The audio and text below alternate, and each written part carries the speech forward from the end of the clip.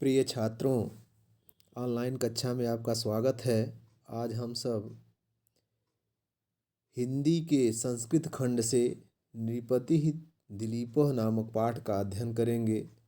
यह पाठ महाकवि कालिदास द्वारा विरचित रघुवंशम नामक महाकाव्य से लिया गया है। रघुवंशम में भगवान राम के वंश के 31 राजाओं का वर्णन है। उसमें एक दिलीप है जिनके बारे में इस पाठ में हम लोगों को अध्ययन करना है। आइए हम सब इस पाठ का अध्ययन करते हैं।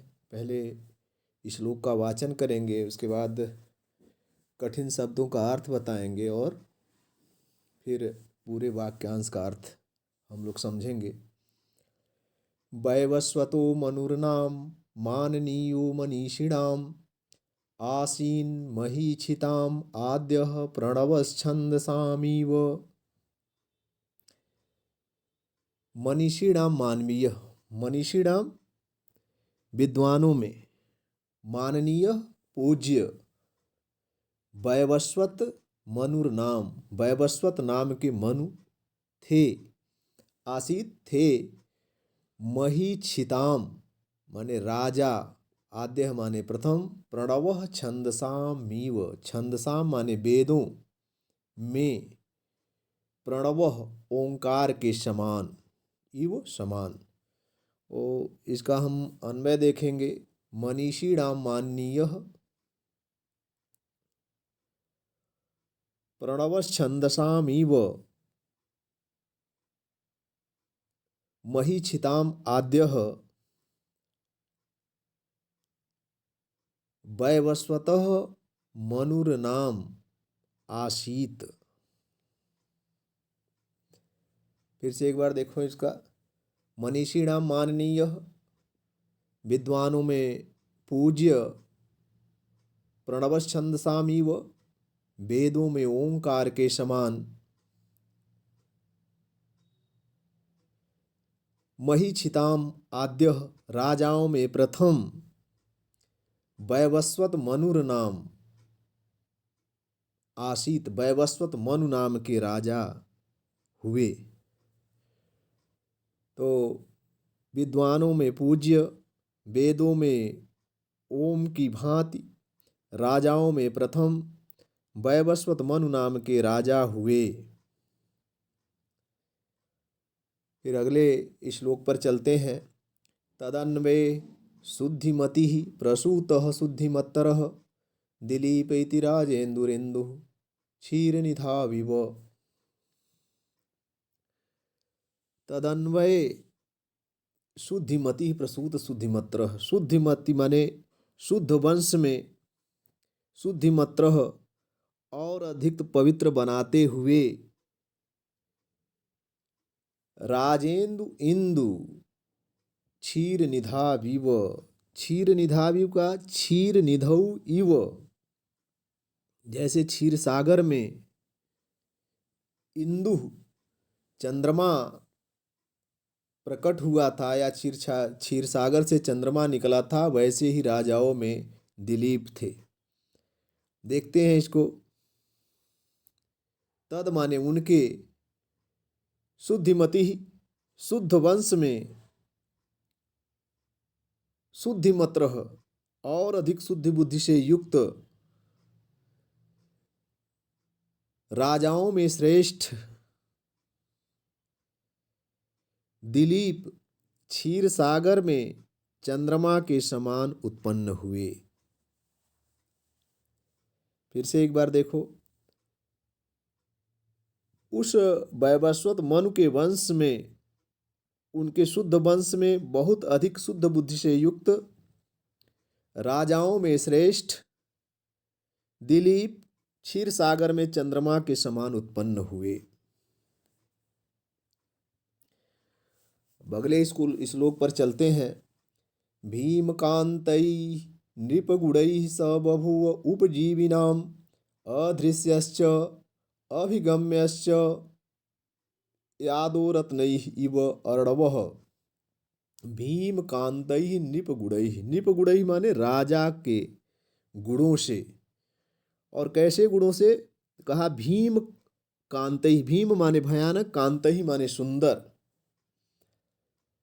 उपजीवी नाम बने आश्रितों के लिए, उनके ऊपर आश्रितों के लिए अधृष्यश्च अभिगम्यश्च, अधृष्यश्च अभिगम्यश्च।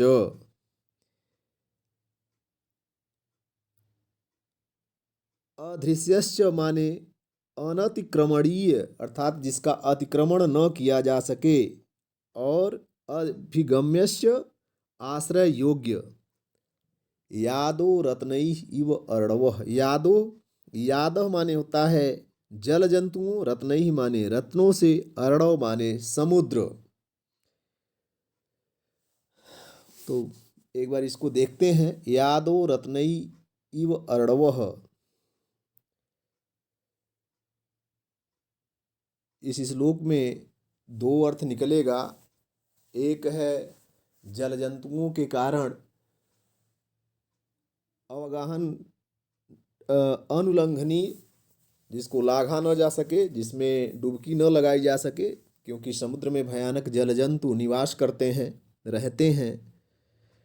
लेकिन उसी में, समुद्र में ही रत्न इत्यादि भी रहते हैं, तो उसको पाने के लिए लोग डुबकी भी लगाते हैं, या रत्न के कारण वह डुबकी लगाने योग्य भी है समुद्र। वैसे ही गुण राजा दिलीप में भी थे। कौन कौन से गुण थे? वीरता आदि भयानक गुण और उदारता आदि रमणीय गुणों के कारण लोग अनतिक्रमणीय और आश्रय योग्य थे, अर्थात राजा दिलीप के वीरत्व आदि गुणों के कारण लोग उनकी आज्ञा का उल्लंघन नहीं करते थे, तथा नम्रता उदारता आदि गुणों के कारण लोग उनका सम्मान करते थे। तो हम इसको एक बार पुनः इसका हम अनुवाद करते हैं। देखो, यादो रत्नैः इव अर्णवः, यादः माने जल जंतुओं के कारण,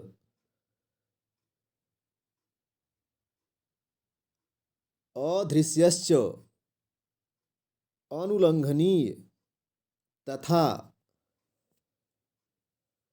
रत्नैः रत्नों के कारण, अभिगम्यश्च अवगाहन करने योग्य, अर्णवः समुद्र की भांति, वे राजा दिलीप भी क्या भीम कांतैः निपुणैः, भीम भयानक या वीरता आदि गुणों के कारण शत्रुओं के लिए भयानक, तथा उदारता आदि रमणीय गुणों के कारण लोगों के लिए अधृष्यश्च अनतिक्रमणीय और अभिगम्यश्च आश्रय योग्य थे, अर्थात राजा दिलीप के वीरत्व आदि गुणों के कारण लोग उनकी आज्ञा का उल्लंघन नहीं करते थे, तथा नम्रता उदारता आदि गुणों के कारण उनका सम्मान करते थे।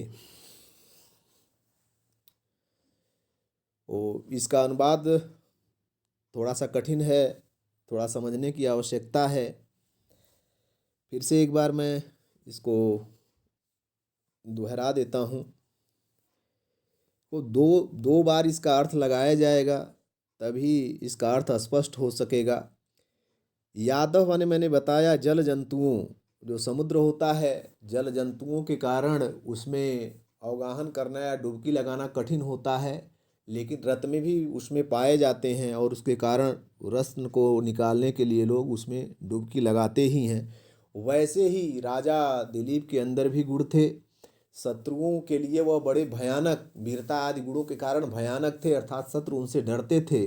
लेकिन जो उनके आश्रित जन थे, वह उनके रमणीय उदारता आदि रमणीय गुणों के कारण उनका आदर सम्मान करते थे। तो इसको इस तरह से अर्थ लगाया जा सकता है कि जल जंतुओं के कारण अनुल्लंघनीय तथा रत्नों के कारण अवगाहन करने योग्य, समुद्र की भांति वे राजा दिलीप भी वीरता आदि भयानक तथा उदारता आदि रमणीय गुणों के कारण लोगों के लिए अनतिक्रमणीय और आश्रय योग्य थे। अर्थात राजा दिलीप के वीरत्व आदि गुणों के कारण लोग उनकी आज्ञा का उल्लंघन नहीं करते थे तथा नम्रता उदारता आदि गुणों के कारण उनका सम्मान करते थे। यह इसका अर्थ हो गया। अगर इसमें कोई समस्या आती है तो एक बार इस पाठ को पढ़ने के बाद इसका अर्थ न समझ में आवे तो मैं कॉलेज में रहूँगा, किसी समय आप हमसे संपर्क करके इसका अर्थ एक बार और जान सकते हैं। अब फिर आते हैं अगले श्लोक पर। रेखा मात्रमपि क्षुण्णाद आत्मनो वर्तमनः परम न व्यतीयुः प्रजाः तस्य नियन्तु नेमिवृत्तयः। रेखा मात्रम अपि, रेखा मात्र भी बने थोड़ा सा इधर उधर भी न। क्षुण्णाद आत्मनु, क्षुण्णाद मनु वर्तमनः परम, मनु क्षुण्णाद माने प्रचलित, मनु वर्तमन मनु द्वारा, वर्तमान माने होता है मार्ग, मनु माने मनु द्वारा बताए गए मार्ग पर न व्यतीयुः,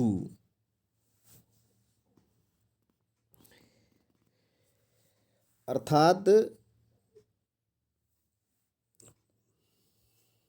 उनकी जो प्रजा थी वह उसे थोड़ा सा भी इधर उधर नहीं हुई, अतिक्रमण नहीं किया।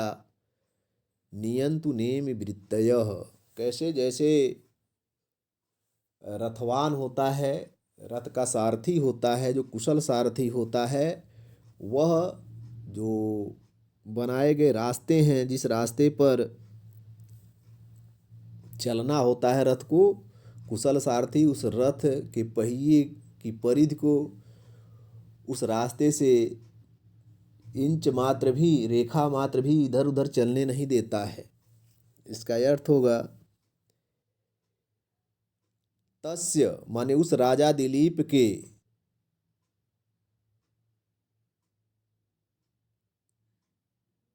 नियंतुः माने शासक होने पर, राजा होने पर, नेम वृत्तयः लीक पर चलने वाली प्रजा ने, नेम वृत्तयः, नेम माने यहाँ लीक भी होगा, तो लीक पर चलने वाली प्रजा ने मनु वर्तमनः मनु के द्वारा बताए गए प्रचलित मार्ग से, क्षुण्णाद माने होता है प्रचलित, मनोवर्तमनः मन के द्वारा बताए गए प्रचलित मार्ग से लकीर भर भी इधर उधर अतिक्रमण नहीं किया। अर्थात जिस प्रकार कुशल रथ हाँकने वाला अपने रथ के पहिए की परिधि को उपयुक्त मार्ग से रेखा मात्र भी विचलित नहीं होने देता, उसी प्रकार कुशल शासक दिलीप ने राज्य में परंपरा का पालन करने वाली प्रजा मनु के बताए गए मार्ग से तनिक भी विचलित नहीं होती थी। तो उस राजा के शासक होने पर मनु द्वारा बताए गए प्रचलित मार्ग से उनकी प्रजा ने लकीर भर भी इधर उधर अतिक्रमण नहीं किया। जैसे कुशल रथवान, रथ हाँकने वाला अपने रथ के पहिए की परिधि को, जिस मार्ग में रथ जाता है उस मार्ग से रेखा मात्र भी इधर उधर विचलित नहीं होने देता, इधर उधर जाने नहीं देता है, उसी प्रकार कुशल शासक दिलीप के राज्य में प्रचलित परंपरा का पालन करने वाली प्रजा मनु के बताए गए मार्ग से भी उस दिलीप के शासक होने पर तनिक भी इधर उधर विचलित नहीं हुई। रेखा मात्रम अपि, रेखा मात्र भी जो मनु द्वारा बताया गया मार्ग था उससे तनिक भी इधर उधर नहीं हुई। तो मन को कहा जाता है मानव शास्त्र, मनुष्यों के शासन करने के जो नियम बताए गए हैं, जो संविधान बताए गए हैं, तो राजा दिलीप के शासक होने पर उनकी प्रजा तनिक सा भी इधर उधर नहीं हुई। जैसे कुशल रथवान अपने रथ के पहिए को जिस मार्ग से जाता है तनिक से भी इधर उधर विचलित नहीं होने देता है। एक बार फिर इसका अर्थ देख लो। नियंतु नेमि वृत्तयः, नेमि रथ के धुरे को कहा जाता है और वृत्ति माने परिधि। तो रथ के धुरे पर जो पहिया चलती है उसको हम नेमि वृत्ति कहते हैं। तो वह जो मार्ग होते हैं रथ के, इधर उधर जाने पे रथ है जो है सही से नहीं चल सकता या रथ भटक सकता है। तो जो लकीर या जो लीक है उसी पे वह रथ चलता है। जो कुशल रथवान होता है उस लीक पर ही उस रथ को हाँकता है। वैसे ही परंपरा का पालन करने वाली राजा दिलीप के शासक होने पर उनकी प्रजा भी मनु के बताए गए प्रचलित मार्ग का तनिक सा भी उल्लंघन नहीं किया।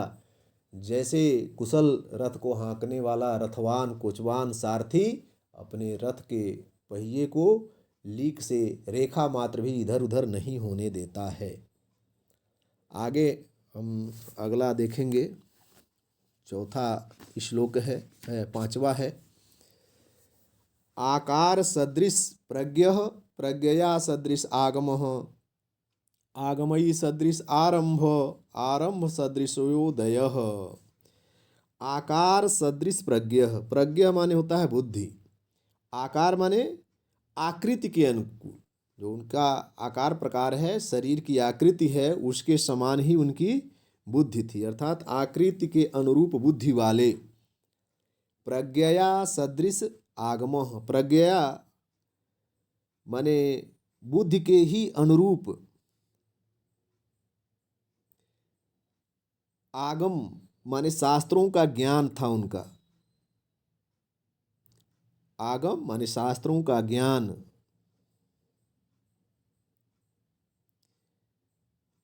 आगमई सदृश आरंभ, और वेद शास्त्रों के अनुकूल ही, जैसा उसमें वर्णन था उसके अनुकूल ही कार्य का आरंभ करने वाले थे। आकार सदृश आरंभ, आगमई सदृश आरंभ, और आगम के सदृश वेद शास्त्रों के ही समान या उसमें बताए गए के अनुसार ही वह किसी कार्य का प्रारंभ करते थे।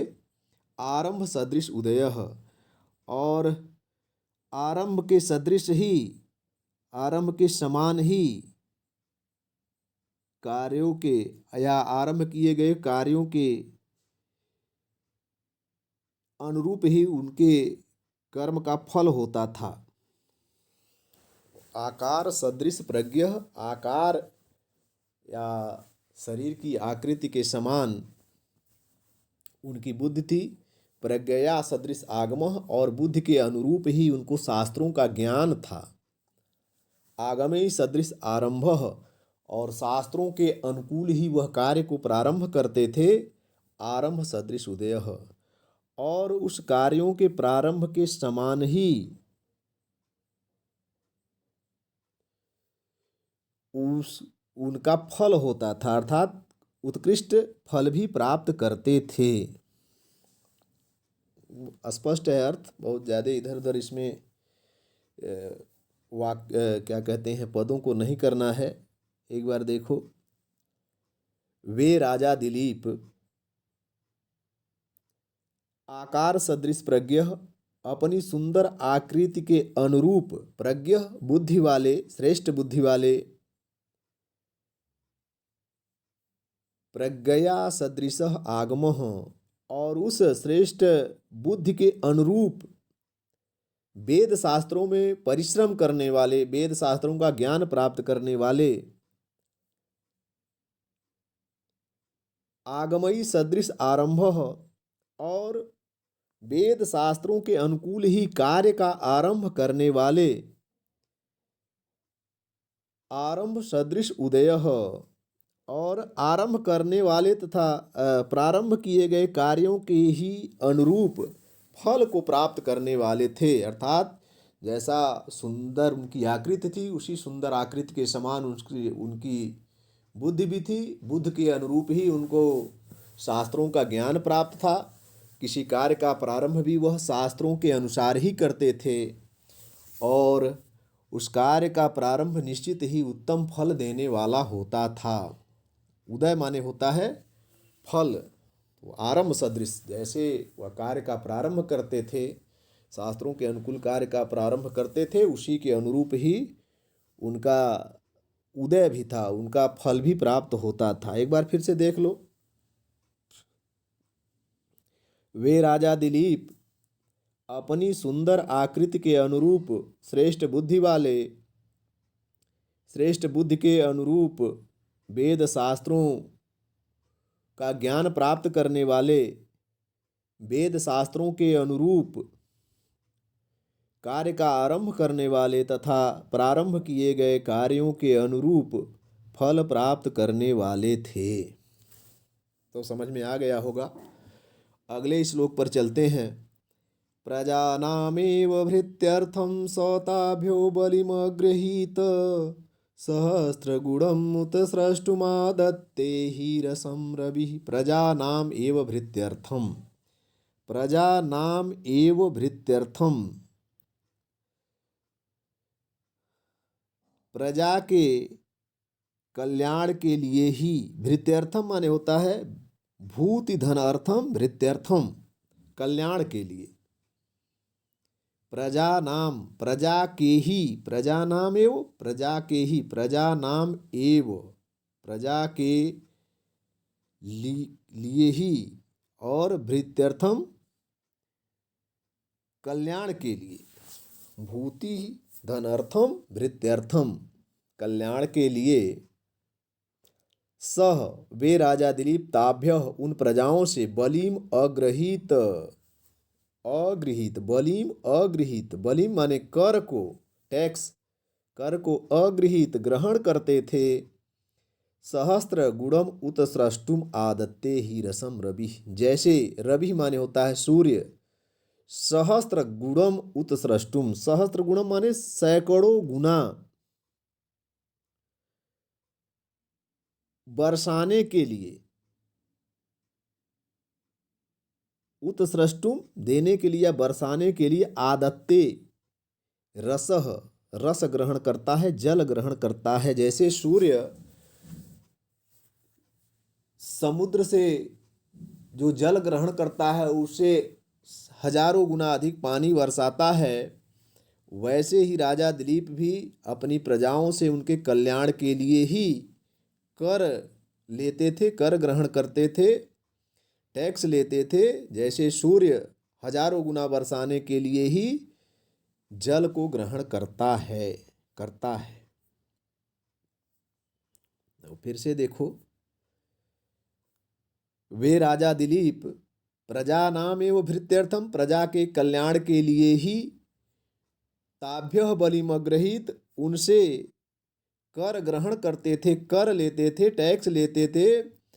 जैसे रवि सूर्य सहस्त्र गुणाम उत स्रष्टुम, सैकड़ों गुना या हजारों गुना बरसाने के लिए पृथ्वी से जल ग्रहण करता था या करता है। तो फिर से देखो इसको। वे राजा दिलीप प्रजा के कल्याण के लिए ही उनसे कर लेते थे, निश्चित रूप से सहस्रों गुना बरसाने के लिए सूर्य समुद्र से जल ग्रहण करता है। अगला श्लोक। सेना परिच्छदस्तस्य द्वमेव अर्थ साधनम शास्त्रेषु अकुंठिता बुद्धि मौर्वी धनुषि चातता। सेना परिच्छदः तस्य, परिच्छदः तस्य, परिच्छद माने होता है उपकरण मात्र, शोभा मात्र जिसको कहते हैं। सेना उनकी जो थी उनके लिए केवल शोभा मात्र थी, केवल वह सैनिक शिविरों में रहती थी।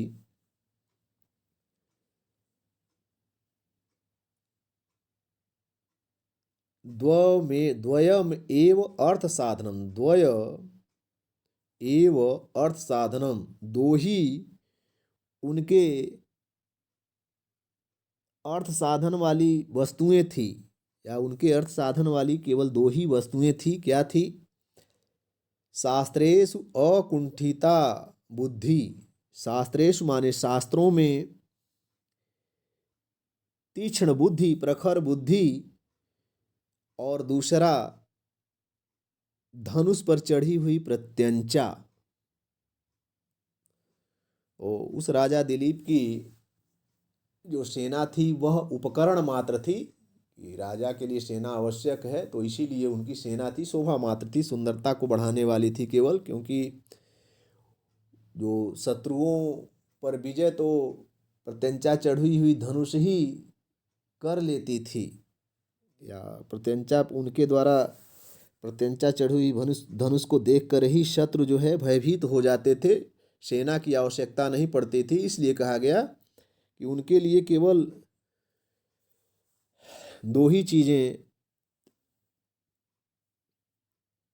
अर्थ साधन वाली थी, उनके कार्य को सिद्ध करने वाली थी। कौन कौन सी?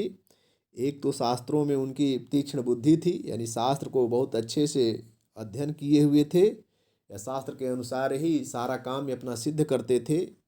इसलिए लगता है कि उनकी बुद्धि जो है बहुत तीक्ष्ण थी, प्रखर थी, तीव्र थी। और दूसरा, उनके हाथों में अतुलित बल था, क्योंकि धनुष पर जो चढ़ी हुई प्रत्यंचा थी उससे ही सारे युद्ध जीत लिए जाते थे, या उन धनुष पर चढ़ी हुई प्रत्यंचा को देख करके, धनुष पर चढ़ाई गई डोरी को देख करके ही शत्रु भयभीत होकर के भाग जाते थे, उससे सेना की आवश्यकता नहीं होती थी। तो शास्त्रेषु अकुंठिता, अकुंठित माने होता है जो कुंठित न हो, छिपी हुई न हो, अर्थात तीक्ष्ण बुद्धि वाले, पैनी, तीक्ष्ण, दबी हुई न हो। मौरवी माने होता है प्रत्यंचा, डोरी। चातता माने तनी हुई, चढ़ी हुई, च आतता चातता, तनी हुई या चढ़ी हुई जिसको कहते हैं। सम यह है, देखो इसका अर्थ। उस राजा दिलीप की सेना तो उनका उपकरण मात्र थी या शोभा मात्र ही थी। उनके अर्थ साधन वाली दो ही वस्तुएं थी, उनके अर्थ को सिद्ध करने वाली, उनके अभिप्राय को सिद्ध करने वाली केवल दो ही वस्तुएं थी। एक तो शास्त्रों में तीक्ष्ण बुद्धि, और दूसरी धनुष पर चढ़ी हुई प्रत्यंचा। उनकी जो सेना थी वह केवल उपकरण मात्र थी, दिखावे भर के ही लिए रह गई थी, क्योंकि सारा कार्य तो धनुष पर चढ़ी हुई प्रत्यंचा ही उनकी कर देती थी। अथवा शास्त्रों में जो उनकी तीक्ष्ण बुद्धि थी, शास्त्रों का जो समझ उनके था, उसके द्वारा ही सारा काम सिद्ध हो जाता था। उनके अर्थ के साधन माने सारे कार्यों की सिद्धि इन्हीं दो के द्वारा हो जाती थी। सेना केवल दिखावा मात्र या सुंदरता मात्र के लिए ही रह गई थी। एक बार फिर से देख लो।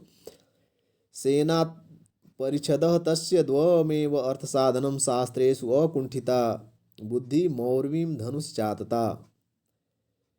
अरे उस राजा दिलीप की सेना तो उनका उपकरण मात्र थी, सुंदरता मात्र थी, शोभा मात्र थी। उनके अर्थ साधन वाली दो ही वस्तुएं थी, एक शास्त्रों में प्रखर बुद्धि, तीक्ष्ण बुद्धि, और दूसरी धनुष पर चढ़ी हुई प्रत्यंचा। अगला देखते हैं। तस्य संवृतमन्त्रस्य गूढ़ाकारेङ्गितस्य च फलानुमेया प्रारंभाः संस्कारा प्राक्तना इव। संवृत मंत्रस्य माने होता है गुप्त मंत्रणा वाले। गूढ़ाकार इंगितस्य, गूढ़ाकार, गूढ़ आकार धन इंगितस्य। गूढ़ माने गुप्त, आकार माने आकार या शरीर, और इंगितस्य माने संकेत वाले। तो गूढ़ाकार इंगितस्य माने होगा गूढ़ धन आकार धन इंगितस्य, अर्थात गुप्त आकार और संकेत वाले। प्रारंभा माने कार्यों का आरंभ।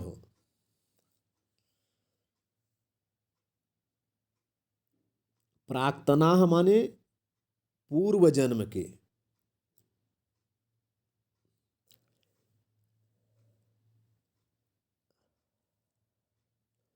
तो देखो इसका अर्थ।